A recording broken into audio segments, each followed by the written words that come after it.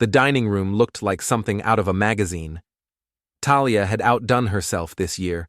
White tablecloth with gold runners, crystal glasses catching the light from the chandelier, and enough silverware to confuse a sommelier. The turkey sat golden brown at the center, surrounded by dishes that probably cost more than my monthly utilities. 23 people crammed around our extended table. Talia's parents, Harold and Margaret, held court at one end, discussing their recent cruise to the Mediterranean. My 3 children, Cassie, 22 and fresh out of college, Jonah, 18 and heading to state in the fall, and Maya, 16 and perpetually attached to her phone, sat scattered among aunts, uncles, and cousins. I carved the turkey while Talia orchestrated the meal like a conductor leading a symphony, every detail perfect, every smile calculated, every laugh timed for maximum effect. "Corbin's been such a wonderful provider," Talia announced to her sister Nora, who'd flown in from Portland for the occasion. 24 years of marriage, and he still surprises me. Nora nodded approvingly. "You two are relationship goals. Seriously. In today's world, finding a marriage that works is like finding a unicorn." I continued carving, letting the conversation flow around me. This was Talia's show, after all. It always was. The meal progressed through courses with military precision.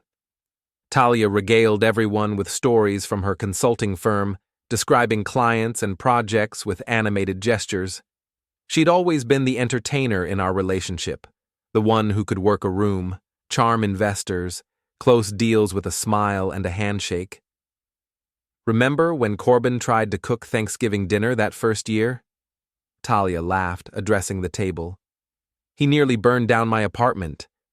I knew right then I'd married a man who needed supervision in the kitchen." Everyone chuckled. I forced a smile and refilled wine glasses. As dessert appeared, Talia's famous triple-layer chocolate cake, the conversation turned more personal. Harold raised his glass for a toast. "To family," he began, his voice carrying the authority of a retired bank president. "To traditions that bind us together, and to the love that makes it all worthwhile." "Here, here," echoed around the table. Talia stood, her own glass raised. The room quieted, expecting another gracious comment about gratitude or holiday blessings. Instead, she looked directly at me with a smile that didn't reach her eyes. "Don't get it wrong," she said, her voice carrying clearly across the suddenly silent room. "I love my husband, but he's one of the biggest regrets of my life." The silence lasted exactly 3 seconds. Then the room erupted in laughter, not uncomfortable chuckles or nervous titters, full-throated, genuine laughter. My children joined in. Cassie actually slapped the table. Jonah nearly choked on his wine. Even Maya looked up from her phone long enough to grin. "Oh, Talia," Margaret gasped between laughs. "You're terrible. But honest," added Nora, wiping tears from her eyes. "At least you can admit it." The laughter continued, washing over me like a tide. I stood slowly, my own glass in hand, and waited. The room gradually quieted, expecting me to play along with whatever game Talia had started. I looked around the table at these people, my family, my children, my wife of 24 years, and felt something shift inside my chest. Something that had been building for months finally crystallized into perfect clarity. "Talia has a second family in Portland," I said quietly. "Ask her about the Merrick children." The silence that followed was absolute. 23 people frozen mid-breath, mid-smile, mid-gesture. Talia's face went white. Her wine glass slipped from her fingers and shattered on the hardwood floor. I reached into my jacket pocket and pulled out a small external drive, cracked along one edge but still functional. I'd found it 3 weeks ago, wedged behind a loose baseboard in Talia's home office after she'd hastily moved some files. "This contains apartment lease agreements under the name Mara Merrick," I continued, my voice steady and conversational. "School registration forms for 2 children, ages 6 and 4, weekly flight records between here and Portland dating back 7 years, and about 14,000 text messages to a man named Elias Corbin. I set the drive on the table next to the chocolate cake. There are also medical records showing Talia had her tubes tied 8 years ago, despite telling me her endometriosis made pregnancy impossible. Apparently, impossibility is relative when you're with the right person. Talia found her voice first. Corbin, you're being ridiculous. There's video, I interrupted. School plays, birthday parties, bedtime stories. You're very maternal in Portland, Talia. Much more than you ever were here. Harold cleared his throat. Son, perhaps we should discuss this privately. No. I picked up the drive and connected it to my laptop, which I'd prepared earlier and hidden behind the serving cart. The large-screen TV mounted on the dining room wall flickered to life. The first image showed Talia pushing a swing at a Portland playground. A little girl with dark hair laughed as she soared higher. The timestamp read 18 months ago, a Tuesday when Talia had told me she was attending a medical conference in Seattle. The second image, Talia reading to 2 children on a couch I'd never seen, in a living room decorated with family photos where she appeared as mother to kids who weren't mine. The third, Talia kissing a man with graying temples and expensive clothes outside a Portland restaurant. The timestamp showed last month, during her client dinner trip. I closed the laptop and looked around the table. My children stared at the blank screen like it might explain everything. Talia's parents sat rigid in their chairs. Nora had gone very pale and very quiet. The man's name is Elias Corbin, I said. He's wanted by the FBI for embezzling pension funds from the construction company where he worked as CFO. The Portland family knows Talia as Aunt Mara. Nora's been running that household during Talia's absences, coaching the children, maintaining the fiction. She's been paid $5,000 monthly for her services. I turned to Nora. How's that working out for you? Still think we're relationship goals? Nora opened her mouth, but no words came out. The interesting part, I continued, is how Elias has been laundering his stolen money. Small deposits into consulting accounts, transferred through shell companies, then invested in legitimate businesses. My business, specifically. For 8 years, I've been unknowingly washing money for a federal fugitive, using accounts my wife set up and managed. I stood and pushed my chair back from the table. The FBI has been watching our house for 6 weeks. They're very interested in our financial records. Apparently $4.2 million in suspicious transactions raises flags, even when it's spread over nearly a decade. Talia finally found her voice. Corbin, please, let me explain. Explain what? That you've been living a double life for 7 years? That you lied about your fertility to avoid having more children with me while having 2 with someone else? That you've made me an accessory to federal crimes? Or that you just publicly called me your biggest regret in front of our children? I picked up the drive and slipped it back into my pocket. I transferred my entire inheritance into an irrevocable trust for Cassie, Jonah, and Maya yesterday morning. $4.2 million they can access when they turn 25, completely protected from divorce proceedings or federal asset seizure. My lawyer assures me the paperwork is airtight. The room remained frozen. I looked at each of my children in turn. Your mother made her choice. I'm making mine. I walked toward the door, then paused and looked back. Oh, and Talia? Elias knows about the drive. He's been calling and texting for 3 weeks, getting increasingly desperate. You might want to warn him that threatening me was a mistake. I spent 12 years in the army before I became a boring suburban husband. Some skills don't fade. I left them sitting there in their perfect dining room, surrounded by the remnants of their perfect Christmas dinner, finally seeing the truth that had been hidden behind all that calculated perfection. The front door closed behind me with a soft click that seemed to echo through the sudden quiet of my suburban neighborhood. Christmas lights twinkled on houses up and down the street, and I could hear laughter and conversation drifting from other family gatherings. My phone buzzed.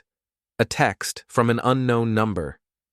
"You have no idea who you're dealing with. Give the drive back now." I typed back, "Try me." Then I got in my truck and drove away from the life I thought I'd built, toward whatever came next. I spent Christmas night at the Hampton Inn near the airport, lying awake and staring at the ceiling while my phone buzzed with increasingly frantic calls and messages. Talia called 17 times. Cassie sent a series of texts that evolved from confused to angry to pleading. Even Harold left a voicemail asking me to be reasonable about this situation.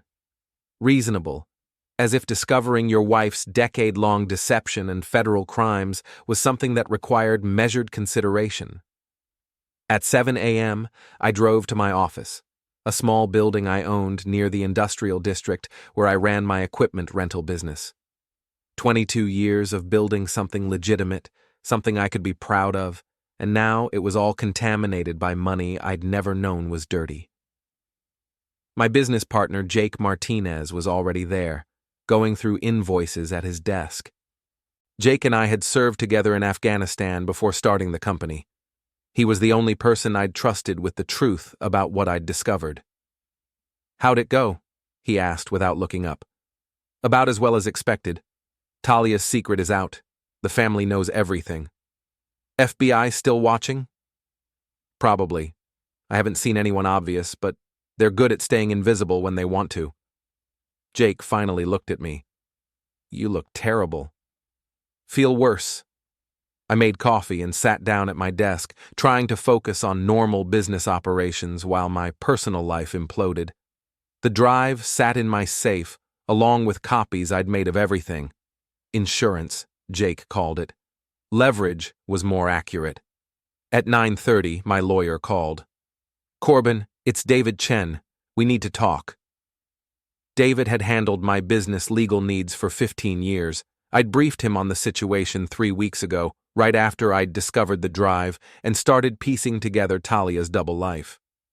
"What's the situation?" "Two things. First, the trust is solid. Your inheritance is completely protected, and your children will have access when they reach 25, regardless of what happens with the federal investigation.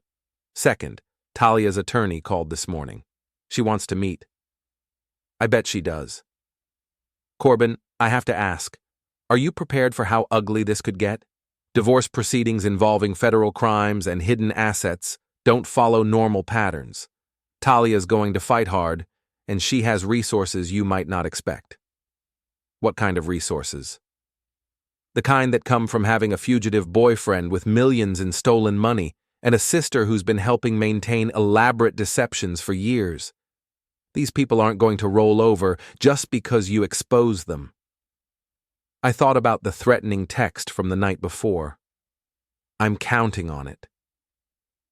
After hanging up with David, I spent the morning trying to work, but concentration was impossible. Every time my phone rang, I expected it to be Talia or another family member demanding explanations or apologies. Instead, at 11:15, I got a call from Cassie. "Dad, we need to talk." "I'm listening." "Not on the phone. Can you meet me for lunch?" "Where?" "Rosario's, on 5th Street, 1 o'clock. Rosario's was a small Italian place where Cassie and I used to go when she was in high school. Neutral ground, I supposed. "I'll be there." I arrived early and took a table in the back corner, where I could see the entire restaurant. Old habits from the army. Never sit with your back to the room, always know your exits. Cassie walked in exactly at 1 o'clock, looking like a younger version of her mother, but with my stubborn jawline. She spotted me immediately and walked over, her expression unreadable. "Hi, Dad." "Cassie." She sat down across from me and folded her hands on the table. "So, yesterday happened." "It did."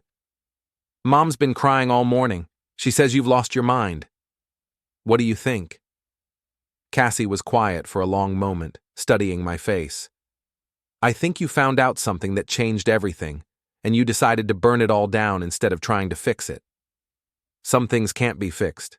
Can't they? Or won't you try? The waitress came over and we ordered meatball subs for both of us like old times. When she left, Cassie leaned forward. Tell me about the Portland family.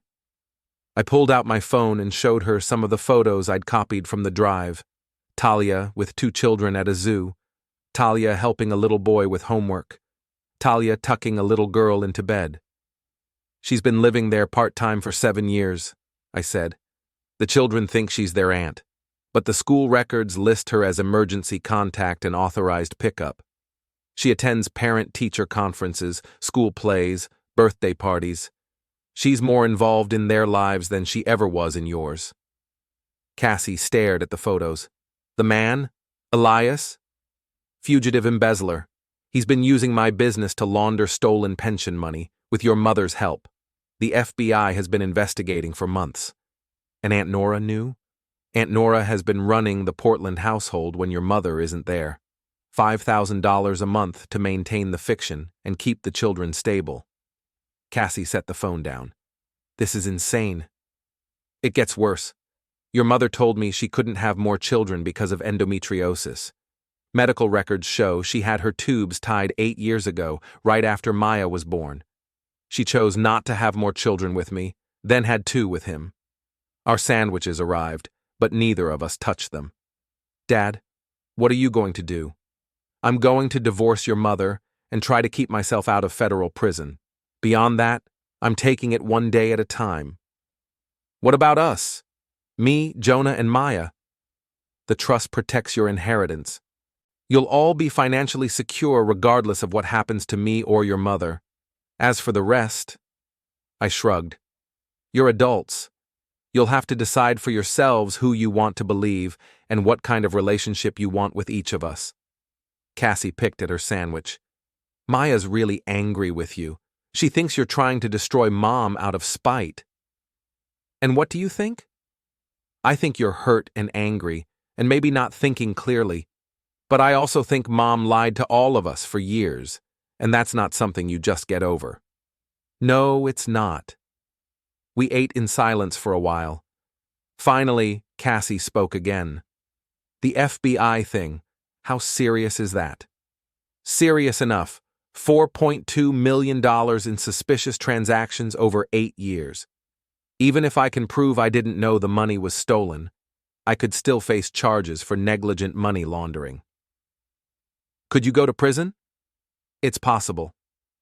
Cassie's eyes filled with tears. This is such a mess. Yes, it is.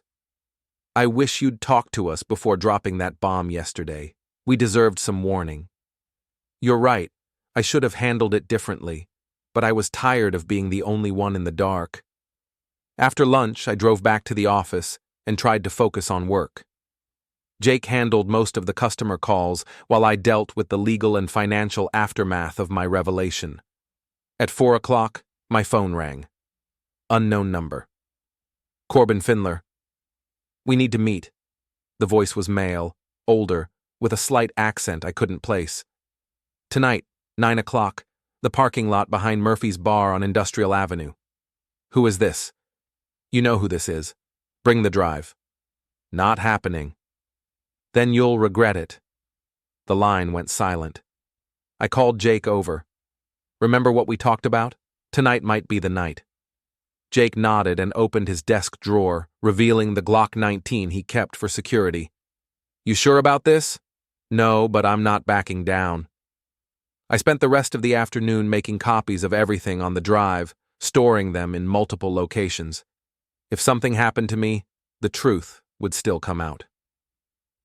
At 8:30, I drove to Murphy's Bar. The parking lot behind the building was poorly lit and mostly empty, perfect for the kind of conversation someone like Elias Corbin would want to have. I parked near the back exit of the bar, engine running, and waited. At exactly 9 o'clock, a black Mercedes pulled into the lot. 2 men got out, one older with graying temples who matched the photos of Elias, and one younger who looked like hired muscle. They approached my truck slowly. I rolled down the window. Mr. Findler, Elias said. Thank you for coming. I didn't bring the drive. I assumed you wouldn't, but we still need to talk. Talk. Elias gestured to his companion. This is Marcus. He's here to ensure our conversation remains civil. I'm not worried about civility. You should be. You've created a very complicated situation for a lot of people. Talia, Nora, myself, we all have significant interests at stake. You mean the money you stole and the fake family you built with my wife. I mean the life we've constructed together over the past 7 years. A life that benefits everyone involved, including you. How do you figure that? Your business has been very profitable, hasn't it? The consulting fees, the equipment purchases, the expansion opportunities, all funded by capital that flowed through our arrangement. You've benefited from our partnership, whether you knew it or not. I stared at him. You're seriously trying to justify this? I'm trying to find a solution that protects everyone. The drive contains information that could destroy multiple families, including your own. Your children don't deserve to see their mother imprisoned or their father facing federal charges. Maybe you should have thought about that before you started your little scheme. Elias sighed. What do you want, Mr. Findler? Money? A larger share of the business profits? Assurance that Talia will end the Portland arrangement? I want the truth. All of it. On record. That's not possible. Then we don't have anything to discuss. I started to roll up the window, but Marcus stepped closer to the truck. He was bigger than I'd initially thought, with the kind of build that suggested serious gym time and possibly military training. Mr. Findler, Elias said, I hope you'll reconsider, for everyone's sake. Is that a threat? It's a reality check. You're not the only one with skills and resources. You're not the only one who can make life difficult for people who cross you. I looked at Marcus, then back at Elias.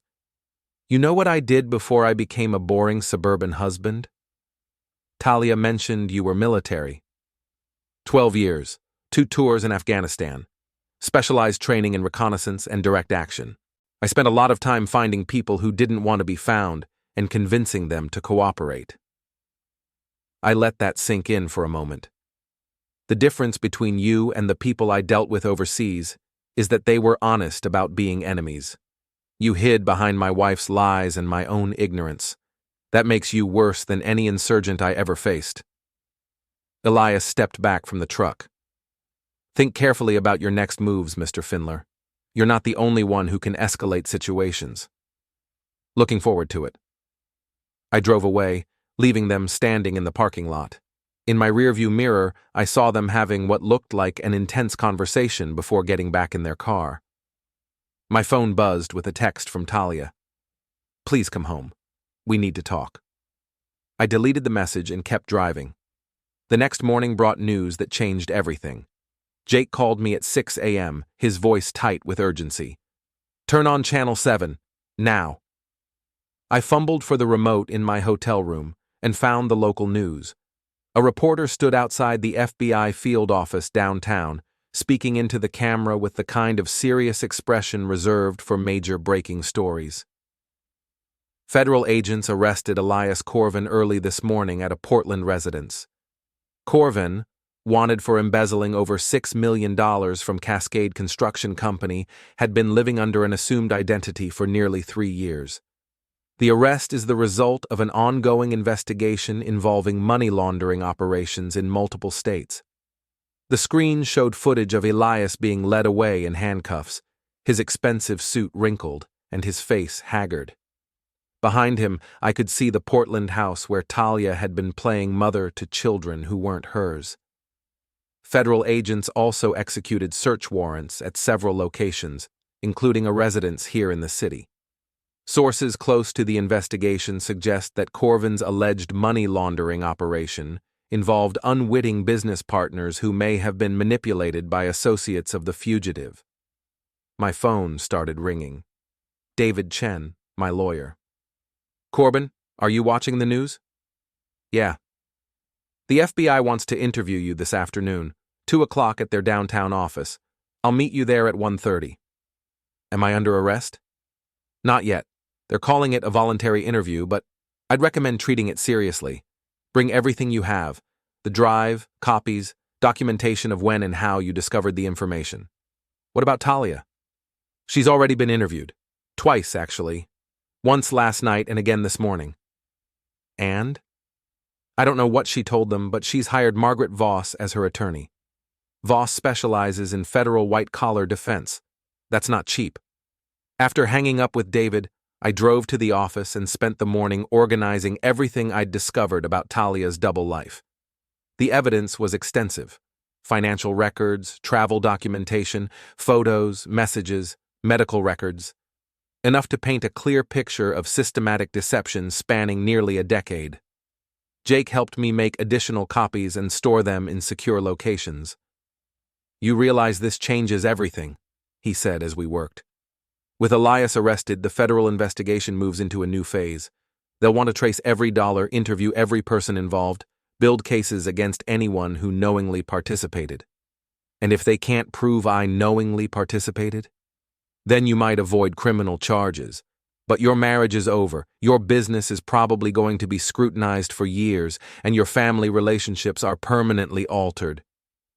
The marriage was over the moment Talia decided to build a secret life with another man. Everything else is just paperwork.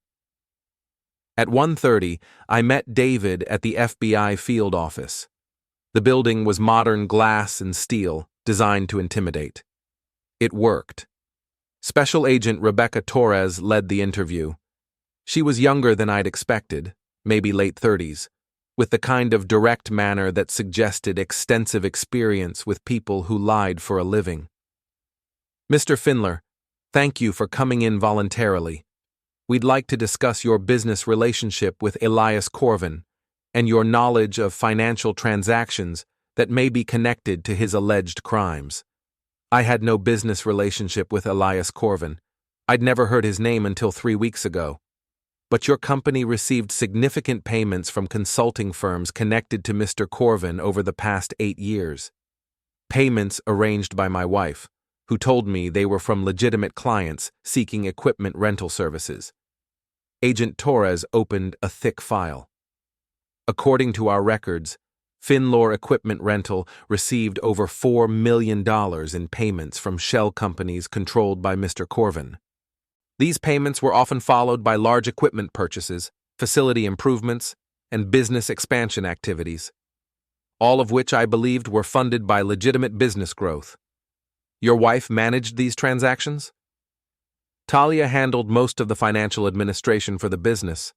She has a background in corporate consulting and convinced me that her connections could help expand our client base. When did you first suspect that something was wrong? I told Agent Torres about finding the cracked drive, discovering Talia's Portland life, and gradually piecing together the scope of her deception. David occasionally interjected to clarify legal points or redirect questions that seemed designed to trap me. "Mr. Findler, are you aware that your wife has provided information suggesting you were a willing participant in money laundering activities?"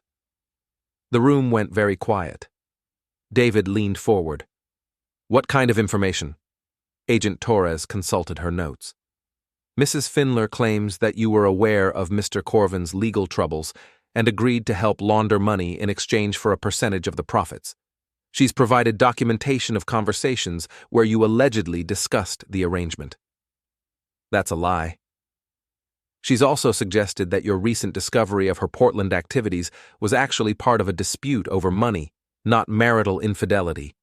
According to her statement, you demanded a larger share of the laundering profits and threatened to expose the operation when she refused." I stared at Agent Torres. "Talia is trying to frame me for crimes I didn't know were happening. Can you prove that? Can she prove I was involved? Because I wasn't, and any documentation she claims to have is fabricated." David intervened. "Agent Torres, my client has voluntarily provided extensive evidence of his wife's deception, including materials that clearly show he was unaware of her Portland activities or her relationship with Mr. Corbin. He's cooperating fully with your investigation." "We appreciate that cooperation, but we need to investigate all claims thoroughly." The interview continued for 2 hours. Agent Torres asked detailed questions about specific transactions, business decisions, and conversations with Talia over the years. I answered everything honestly, but I could see the suspicion in her eyes. When we finally left the building, David was grim. This is worse than I expected. Talia's trying to flip the script, make you the knowing participant, and herself the unwilling accomplice. Can she do that? She can try. The question is whether the evidence supports her version or yours. Right now, it's your word against hers.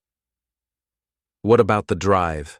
The photos, the messages, the Portland records? All of that proves she was living a double life, but it doesn't necessarily prove you were innocent of the money laundering. A federal prosecutor could argue that you discovered her affair and used it as leverage to demand a bigger cut of the profits. We walked to our cars in silence. Finally, David spoke again. Corbin, I need to ask you something, and I need you to be completely honest. Is there any conversation, any document, any moment where you might have seemed to acknowledge or approve of suspicious financial activity? I thought carefully. No. Talia handled the books, made the deposits, arranged the contracts. I focused on operations, equipment maintenance, customer service, hiring. I trusted her to manage the financial side. That trust might have saved you. If you can demonstrate a clear pattern of delegation and non-involvement in financial decisions, it supports your claim of ignorance. That evening, I returned to my hotel room to find a message from Cassie asking me to call her. When I did, her voice was strained. Dad, something weird happened today. Mom asked me to sign some papers. What kind of papers? She said they were insurance documents, but they looked more like legal statements. Something about confirming conversations we'd had about your business activities. Did you sign them? No, it felt wrong, but she got really upset when I refused, said I was being disloyal to the family. Good instincts. Don't sign anything your mother gives you without having a lawyer review it first. Dad, is Mom trying to get you in trouble with the FBI? I considered how much to tell her. Your mother is trying to protect herself. Sometimes that means blaming other people for things they didn't do. That's not an answer. Yes, Cassie. I think your mother is trying to frame me for crimes I didn't commit. The silence on the other end of the line stretched for a long moment. This is really happening, isn't it? Our family is really over. I'm sorry, sweetheart. I wish things were different. After we hung up, I sat in my hotel room and tried to process the magnitude of what Talia was attempting. Not content with destroying our marriage through deception, she was now trying to destroy my freedom through false accusations. My phone buzzed with a text from an unknown number. Elias says hello from county lockup. He's very interested in making a deal with the FBI. You might want to consider doing the same. I showed the message to Jake when I called him. Someone's trying to pressure you into making a deal before Elias does, Jake said. But a deal for what? You didn't commit any crimes. Maybe that's the point. They want me to confess to something I didn't do to avoid being charged with something worse.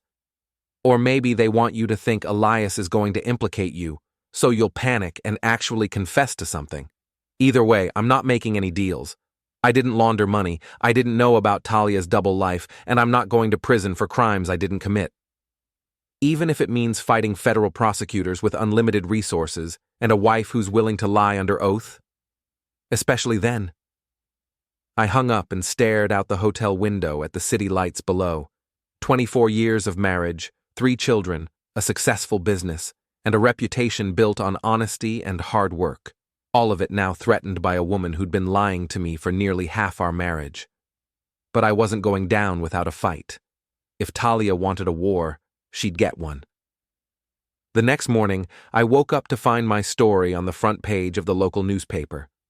Not the whole story, just enough to paint me as a suspected money launderer whose wife had cooperated with federal investigators. The article quoted sources close to the investigation, suggesting that I'd been the primary architect of the scheme and that Talia was a victim of spousal manipulation. Jake called me before I'd finished reading the piece. Someone's running a public relations campaign against you.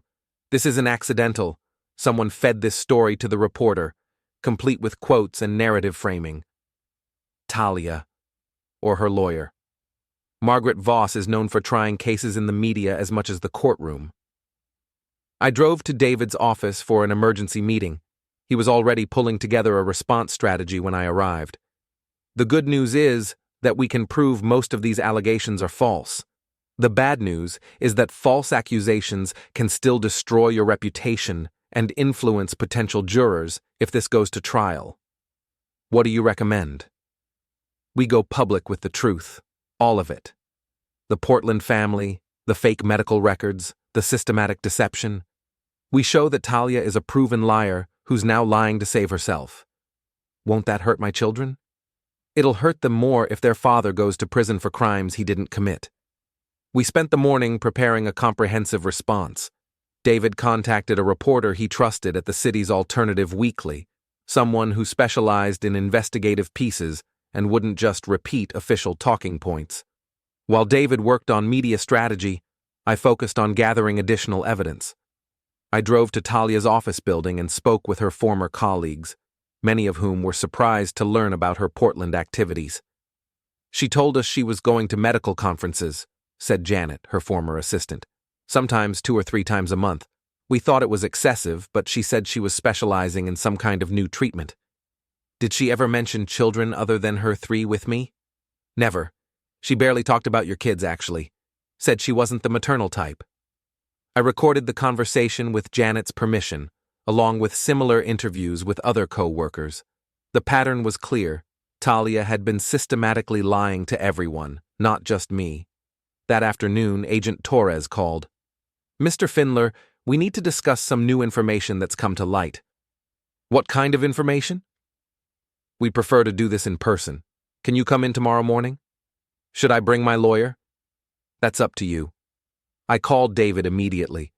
They want another interview. That's either very good or very bad. In my experience, it's usually bad. But let's find out what they have.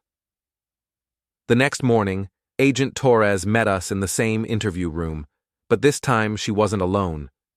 Special Agent Michael Harrison, older and more senior, sat across from us with a different file. Mr. Findler, we've had some interesting conversations with Mr. Corbin since his arrest. I'm sure you have. He's provided detailed information about the money laundering operation, including specific claims about your involvement. Agent Harrison opened his file. According to Mr. Corbin, you approached him 3 years ago with a proposal to launder money through your equipment rental business.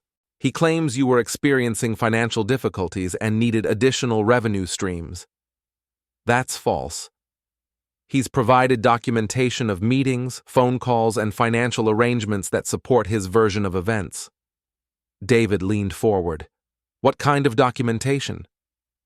Recorded phone conversations, email exchanges, and financial records showing payments to your client that correspond with business decisions made by Mr. Findler. Agent Torres slid a transcript across the table. This is from a phone call allegedly made 18 months ago. I read the transcript. It was a conversation between me and someone identified as Elias, discussing equipment purchases and expansion plans. The problem was I'd never had this conversation. This is fabricated. The voice analysis suggests otherwise. David studied the transcript. When was this call allegedly made? March 15th, 2 years ago at approximately 3 p.m. I pulled out my phone and scrolled through my calendar app, which I'd been using religiously for years to track appointments and meetings. March 15th, 2 years ago, I was in the emergency room with my son, Jonah. He'd broken his arm during baseball practice. I have hospital records, insurance claims, and probably a dozen witnesses. Agent Harrison looked annoyed. People can make phone calls from hospitals. Not 3-hour conversations about complex financial arrangements while their son is getting surgery. David made notes. Agent Harrison, we'll need copies of these alleged recordings so our technical experts can examine them. Voice analysis can be fooled by sophisticated audio manipulation. We're confident in our technical analysis. Then you won't mind having independent experts verify the recordings. The interview continued for another hour, with the agents presenting increasingly elaborate claims about my supposed involvement in the money laundering scheme. Each claim was contradicted by documentation I could provide: calendar entries, business records, witness statements. Finally, Agent Torres leaned back in her chair. "Mr. Findler, here's what I think happened. I think you discovered your wife's affair and decided to use it as leverage to get a bigger share of the money laundering profits. When she refused, you threatened to expose the entire operation.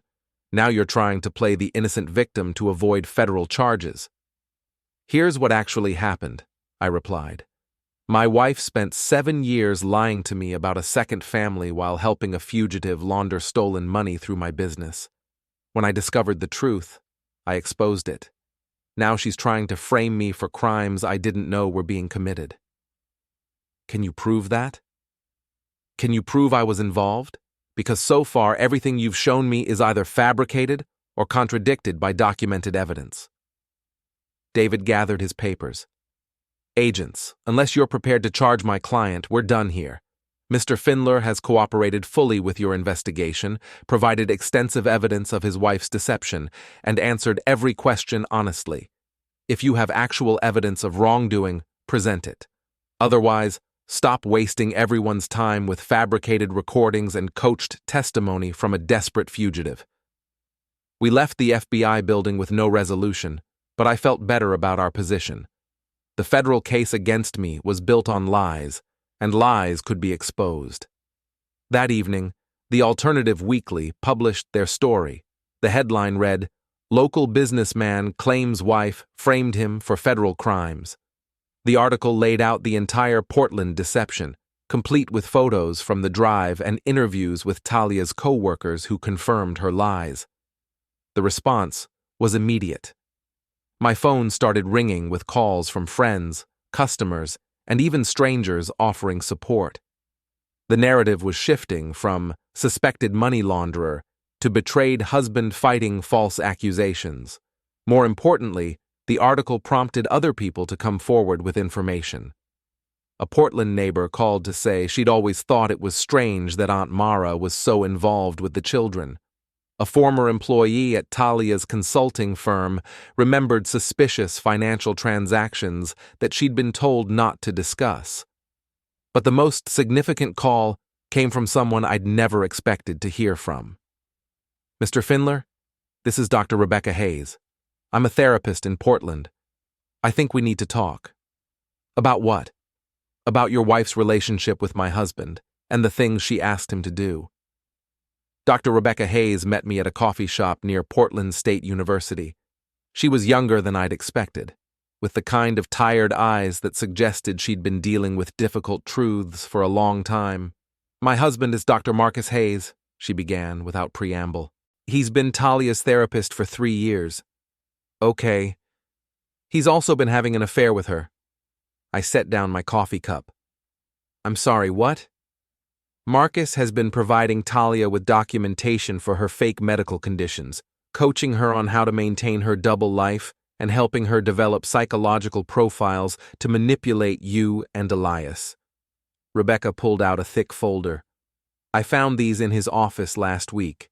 Session notes, treatment plans, and correspondence that show he's been actively participating in her deception."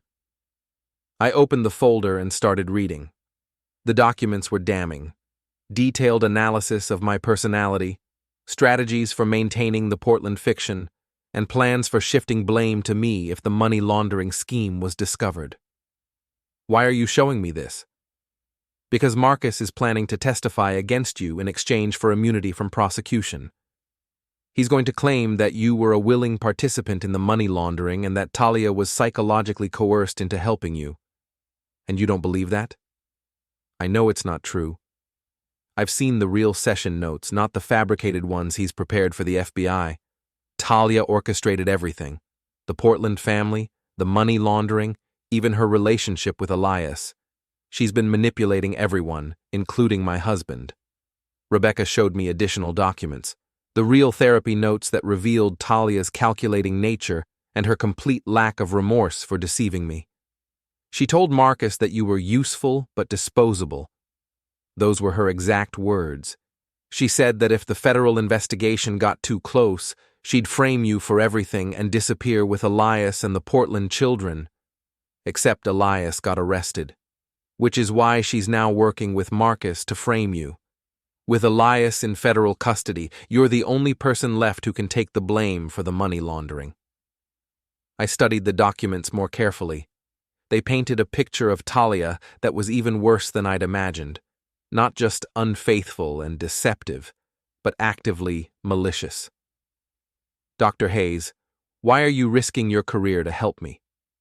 Because I took an oath to do no harm, and what my husband is doing violates everything I believe in. Also because I'm divorcing him, and I want to make sure he faces consequences for his actions. What do you want in return? Nothing. Just promise me that when this is over, you'll make sure the Portland children are placed with good families. They're innocent victims in all of this. I agreed, and we spent the next hour going through the documents in detail. Rebecca explained how Marcus had been documenting fake therapy sessions, creating false psychological profiles, and even coaching Talia on how to appear credible during FBI interviews. There's something else, Rebecca said as we prepared to leave. Marcus received $80,000 in payments from someone connected to Elias over the past 2 years. He told me it was consulting income, but the timing corresponds exactly with his sessions with Talia. He was being paid to help frame me. That's what it looks like. I called David immediately and arranged to meet him at his office. When I showed him Rebecca's documents, his expression grew increasingly grim. This changes everything. We can prove that Talia's therapy records are fabricated, that her therapist was being paid by the money laundering operation, and that there's been a coordinated effort to frame you. What do we do with it? We take it to the FBI. Agent Torres may not like you, but she's not corrupt. When she sees evidence that witnesses have been coached and documents fabricated, she'll have to investigate. The next morning, we met with Agent Torres and Agent Harrison at the FBI field office. David presented Rebecca's documents methodically, explaining the implications of each piece of evidence. Dr. Marcus Hayes has been paid $80,000 to provide false therapy records and coach testimony, David said. Dr. Rebecca Hayes is prepared to testify about her husband's misconduct and provide additional documentation. Agent Torres studied the therapy notes. These contradict the records Dr. Hayes provided to us. Because they're fabricated, the real notes show that Talia Finlor orchestrated the entire money laundering scheme and planned to frame my client if it was discovered. Agent Harrison looked skeptical. How do we know these documents are authentic and the others are fake? Because Dr. Rebecca Hayes has no motive to lie, while Dr. Marcus Hayes has been paid $80,000 to provide false testimony. Also, these notes are consistent with other evidence we've gathered about Mrs. Finler's systematic deception. We spent 3 hours going through the evidence. By the end, even Agent Harrison seemed convinced that something was seriously wrong with the case they'd been building against me. We'll need to interview Dr. Rebecca Hayes and re-examine all the evidence provided by Dr. Marcus Hayes and Mrs. Finler, Agent Torres said finally. What about the charges against my client? We're not prepared to file charges at this time. The investigation is ongoing. That afternoon, I drove back to my house for the first time since Christmas dinner. Talia's car was in the driveway, along with a rental car I didn't recognize. I walked through the front door to find Talia, Nora, and a man I didn't know sitting in the living room. The man stood up when he saw me, tall, expensive suit, the kind of confident bearing that screamed high-priced attorney. Mr. Finler, I'm Richard Voss, Mrs. Finler's attorney. Get out of my house. We'd like to discuss a settlement arrangement. I said get out. Talia stood up. Corbin, please. We need to talk. We needed to talk 7 years ago before you started your second family. We needed to talk 8 years ago before you started laundering money. We needed to talk 3 weeks ago, before you tried to frame me for federal crimes. Now, we have nothing to discuss. I never meant for things to get this complicated. You meant every bit of it. I've seen the real therapy notes, Talia. I know you planned to frame me from the beginning. Her face went white. What therapy notes? The ones where you told Dr. Hayes I was useful but disposable. The ones where you planned to disappear with Elias and the Portland children after I was arrested for money laundering. Nora spoke for the first time. Talia, what is he talking about? Nothing. He's making things up. I pulled out copies of Rebecca's documents. Your sister has been systematically deceiving everyone for years, Nora, including you. Did you know she was planning to abandon the Portland children once the federal investigation got too close? Nora grabbed the papers and started reading. Her expression changed as she processed what she was seeing. Talia, these notes, they say you were going to let me take the blame for the Portland arrangement. That you told the therapist I was the one who came up with the fake family idea. Nora, don't listen to him. It's right here in your own words. You called me expendable and said I was too stupid to realize I was being used. The room erupted. Nora started screaming at Talia, calling her a liar and a manipulator. Voss tried to restore order while Talia attempted to explain away the damning therapy notes. I walked upstairs to my bedroom and started packing. I'd seen enough. As I was loading clothes into a suitcase, Talia appeared in the doorway. Corbin, I know you hate me right now, but we can still fix this. No, we can't. The children need both their parents. Cassie, Jonah, Maya. They're going to be destroyed by all this publicity. They're going to be fine. They have the trust fund, they have each other, and they have one parent who never lied to them. I never wanted to hurt you. I stopped packing and looked at her. You spent 7 years building a secret life with another man. You had children with him while lying to me about your fertility. You helped him launder millions of dollars through my business. And when you got caught, you tried to frame me for crimes I didn't commit. At what point in that process were you concerned about not hurting me? The Portland thing just happened. I didn't plan it. I've read the therapy notes, Talia. You planned everything. She started crying. Not the calculated tears she used for manipulation, but genuine sobs of desperation. I'm going to lose everything. The children, the house, my career, my freedom, everything I worked for. You should have thought about that before you decided to destroy our family. I finished packing and walked toward the door. Talia grabbed my arm. What am I supposed to do now?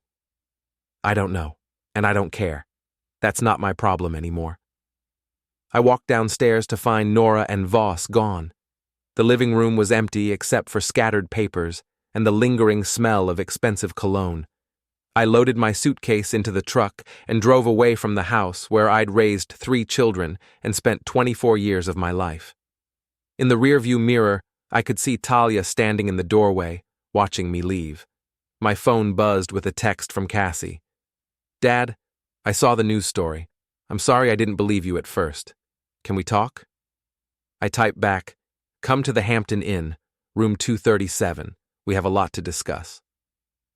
3 months later, I sat in a federal courtroom watching Talia plead guilty to money laundering, conspiracy, and obstruction of justice.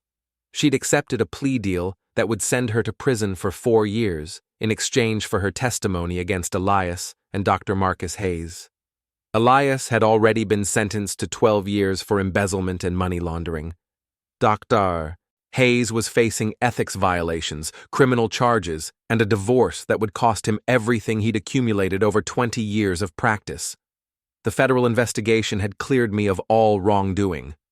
Agent Torres publicly acknowledged that I'd been an unwitting victim of a sophisticated deception, and the Justice Department issued a statement commending my cooperation with the investigation. My business survived, though it took months to untangle the legitimate transactions from the money laundering scheme.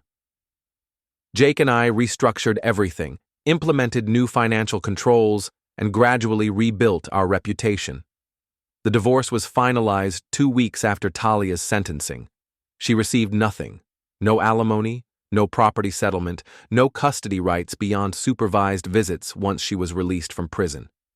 The judge had been particularly harsh after reviewing evidence of her systematic deception and attempted frame-up. Cassie, Jonah, and Maya were still processing everything, but they were healing. Cassie had moved back home to help manage the household. Jonah was excelling at college, channeling his anger into academic achievement. Maya was in therapy, working through her feelings about her mother's betrayal. The Portland children had been placed with good foster families, as I'd promised Dr. Rebecca Hayes. The decision hadn't come easily, but it had been the right one. I'd followed up personally, reading reports, asking questions, making sure the placements weren't just acceptable on paper, but genuinely stable, warm, and safe. The state had terminated Talia's parental rights after determining that her relationship with them had been built on fraud and deception. It was a clinical phrase, stripped of emotion, but behind it was a long trail of manipulation, rehearsed affection, and carefully constructed lies that had finally collapsed under scrutiny. There was no satisfaction in the outcome, only a quiet certainty that the children were finally somewhere they could heal without being used as props in someone else's scheme. Nora had disappeared shortly after learning the truth about Talia's plans. The moment the full scope of it became impossible to deny, she vanished from our lives with a speed that suggested both fear and shame. She'd moved to another state, changed her name, and cut all contact with the family. No forwarding address, no social media trace, no final explanation, just absence. I didn't blame her. She'd been manipulated as much as anyone. She'd believed a version of reality that had been carefully curated for her, and when that illusion shattered, running was probably the only way she knew how to survive it. On a warm spring evening, I sat on the back deck of my house, grilling dinner for my children. The air smelled like cut grass and charcoal, the kind of ordinary, comforting scent that felt almost foreign after months of chaos. The same deck where I'd spent countless evenings with Talia, planning our future and believing in the life we were building together. Back then, everything had seemed so certain: retirement plans, vacations, promises spoken casually because we believed they were unbreakable. Now, the deck felt different. Not haunted exactly, but honest, stripped of illusion. Cassie joined me at the grill, holding 2 beers. She handed one to me without a word, leaning against the railing like she'd done 1,000 times growing up. "Penny for your thoughts. Just thinking about how different everything is now. Better different or worse different. Honest different. That's what matters." Jonah came outside, followed by Maya. Their footsteps on the deck made a soft, familiar rhythm, and something in my chest loosened. For the first time in months, all 3 of my children were home at the same time, and we were going to have dinner together as a family. No lawyers, no police calls, no whispered arguments behind closed doors, just us. "Dad," Maya said, hesitating in that way that meant she'd been rehearsing the words in her head. "I need to tell you something." "What's that?"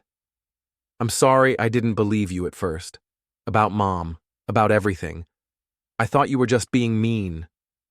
Her voice cracked, but she didn't look away. "You were protecting your mother. That's what children are supposed to do." I meant it. There was no resentment left in the words. But she wasn't protecting us. No, she wasn't. Saying it out loud felt final, like closing a door that had been left ajar for too long. We ate dinner on the deck as the sun set behind the trees.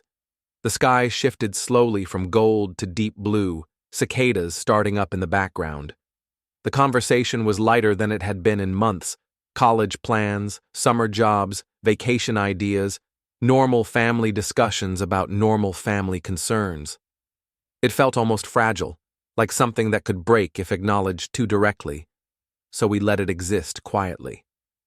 After dinner, as we were cleaning up, Cassie showed me her phone.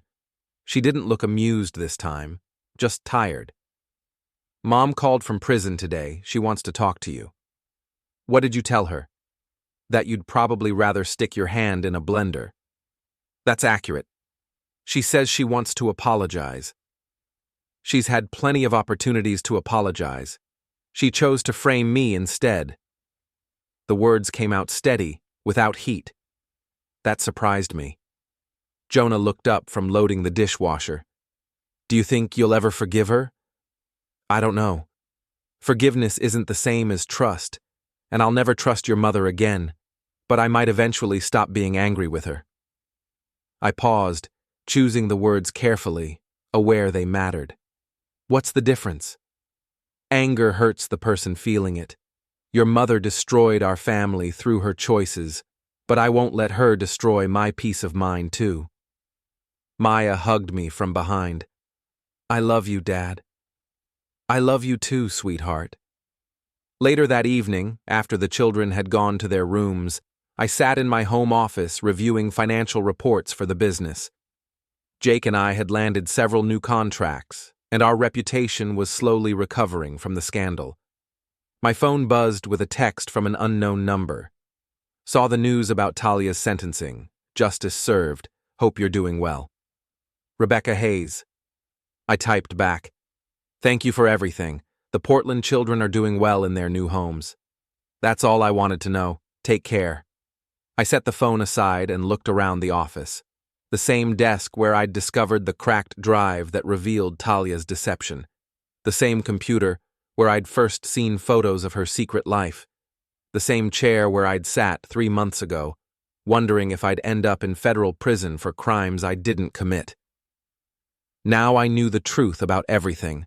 The money laundering, the Portland family, the systematic lies, the attempted frame-up.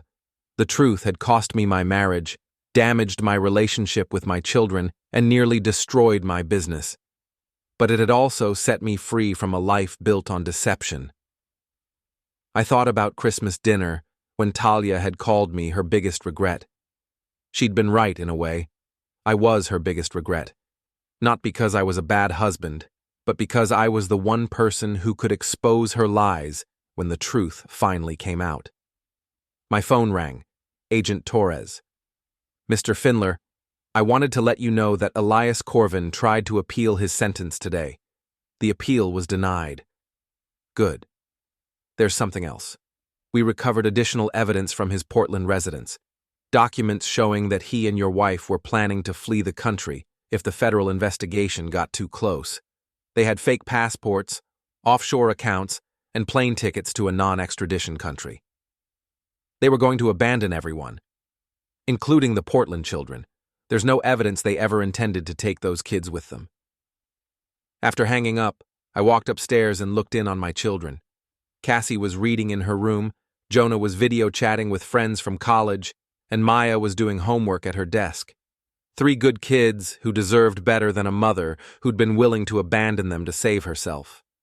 But they had survived, and they were stronger because of it. I went to my bedroom and looked at the framed photos on my dresser. Pictures of family vacations, birthday parties, Christmas mornings, all the moments that had seemed perfect at the time, but were now tainted by the knowledge of Talia's deception. I gathered up the photos and put them in a box. Not because I wanted to forget the good times, but because I was ready to stop living in the past. Tomorrow would bring new challenges, rebuilding trust with my children, growing the business, maybe even dating again someday. But tonight, for the first time in months, I felt like the future was full of possibilities instead of threats. I'd survived my wife's betrayal, the federal investigation, and the public scandal. I'd protected my children's inheritance, preserved my business, and exposed the truth about a sophisticated criminal conspiracy. Most importantly, I'd learned that sometimes the people you trust most are the ones most capable of destroying you. But that destruction can also be liberation if you're strong enough to rebuild. Talia had called me her biggest regret at Christmas dinner. As I turned off the lights and prepared for sleep, I realized she was right. I was her biggest regret, because I was the one who'd refused to let her lies become my truth. and that was something I'd never regret.